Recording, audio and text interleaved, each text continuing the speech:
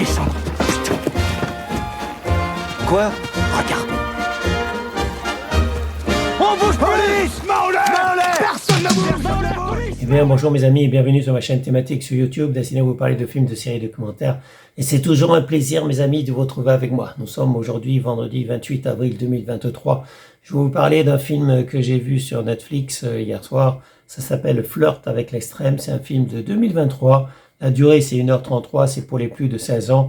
Le genre, c'est polonais, comédie. C'est avec Mathieu Michulowski, Boris Kiss, Magdalena Maksiniaka plutôt, et maintenant voici l'histoire. La vie d'un militant nationaliste prend une tournure surprenante lorsqu'il entame une histoire d'amour improbable avec une activiste de gauche passionnée. Bon, bah en fait, donc c'est toujours un film sur Netflix, puisque j'adore Netflix, je regarde beaucoup de films et de séries sur Netflix et également des documentaires.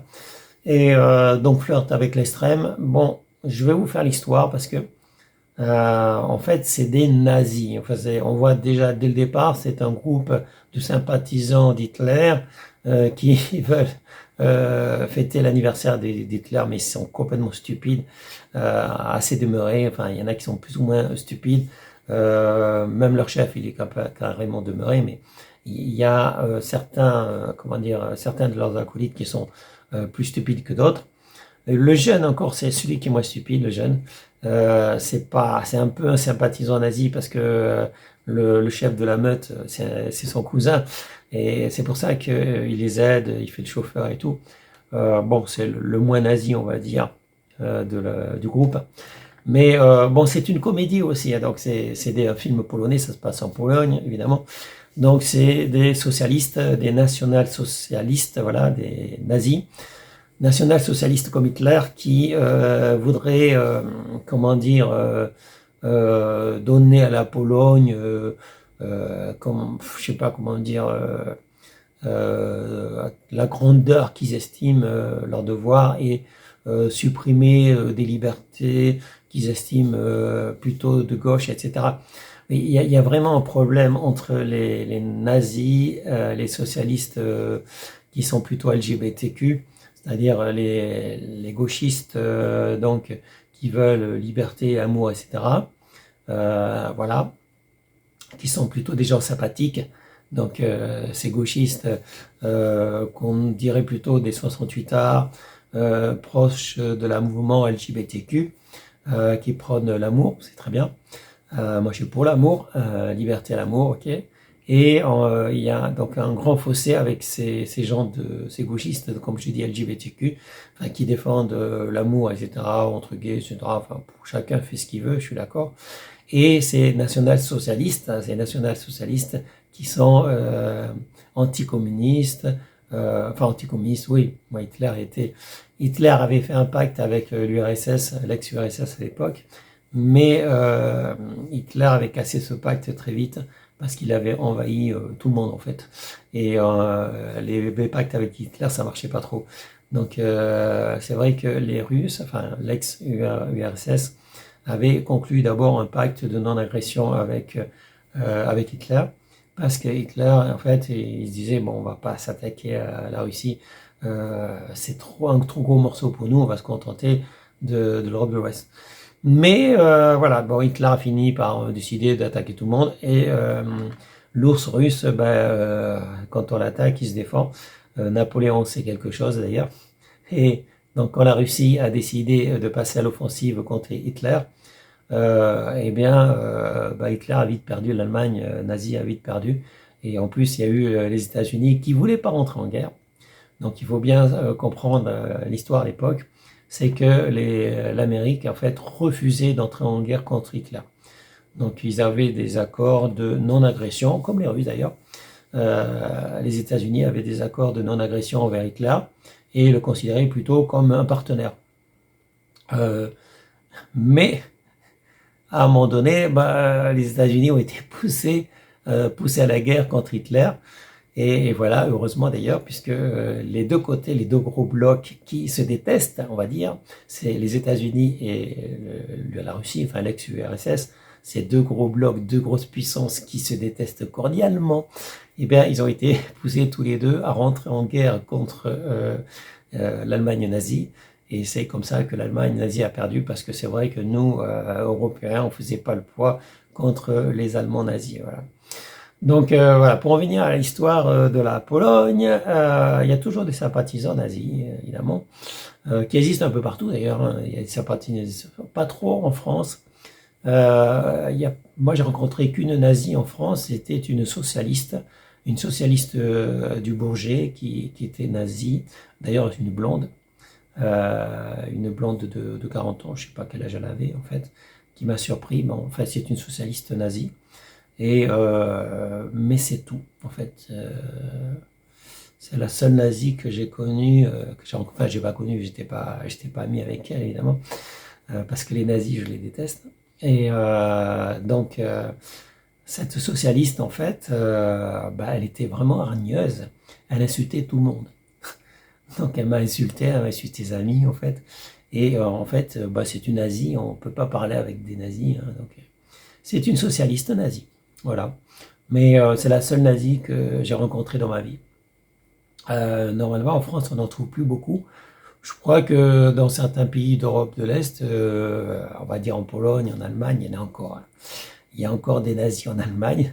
Donc, il y a des nazis en Ukraine, évidemment, puisqu'il y a une troupe militaire, enfin, pratiquement une armée nazie.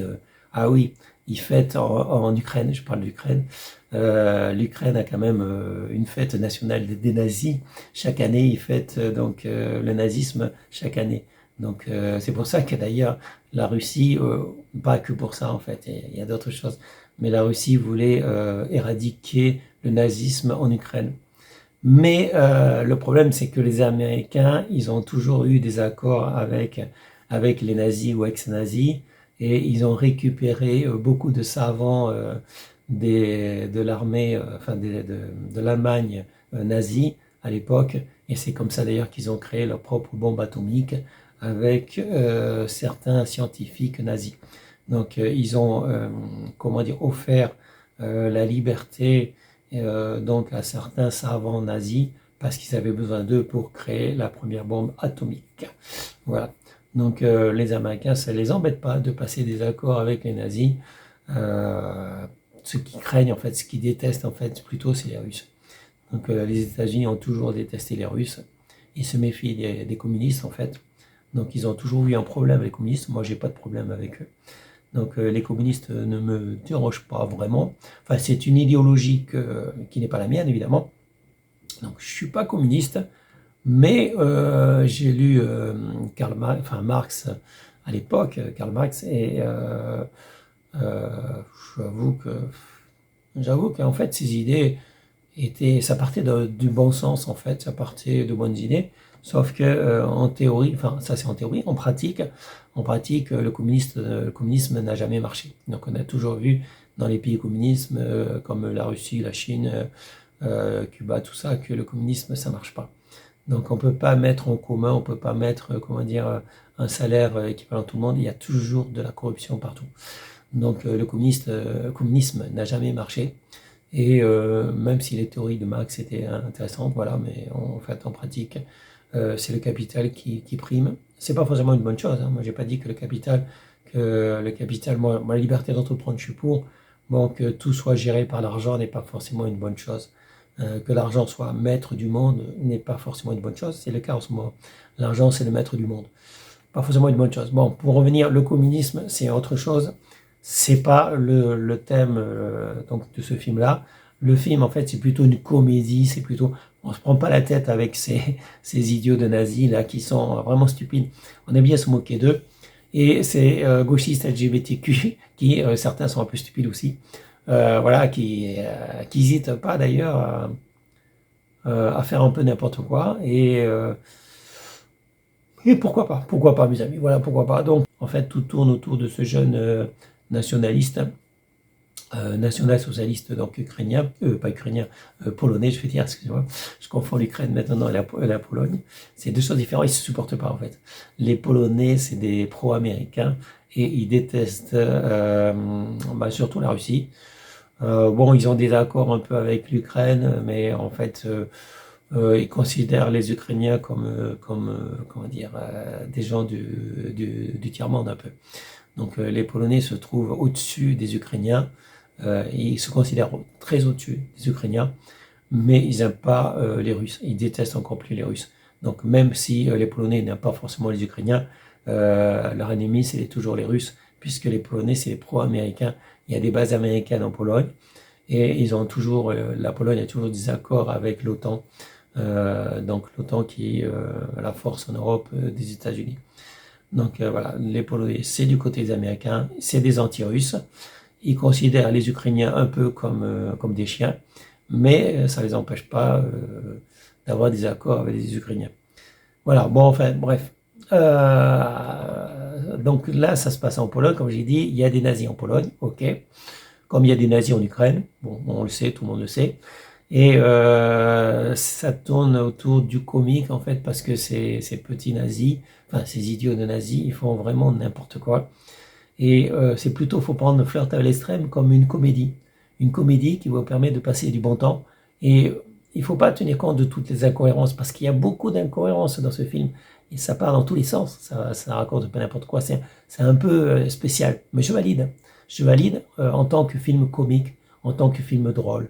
Donc voilà, moi ça m'a amusé, ça m'a détendu. J'ai bien aimé Flirt avec l'extrême pour ce côté comique, décalé, où on peut dire tout et n'importe quoi, raconte tout. Voilà, bon, bah, il y a toujours cette haine des juifs, parce que les nazis, comme les musulmans, détestent les juifs. Il y a toujours cette haine, évidemment, des juifs. Mais sinon, ce film est amusant. Voilà, ce film est très amusant, mes amis. Voilà, moi j'ai aimé. Enfin, j'ai Flirté à l'extrême, j'ai aimé. Je vous invite à le voir, évidemment, et ça sera tout pour aujourd'hui. Je vous souhaite à tous une bonne journée, restez en sécurité, portez-vous bien, et je vous dis à bientôt pour une prochaine vidéo. Salut mes amis, ciao ciao.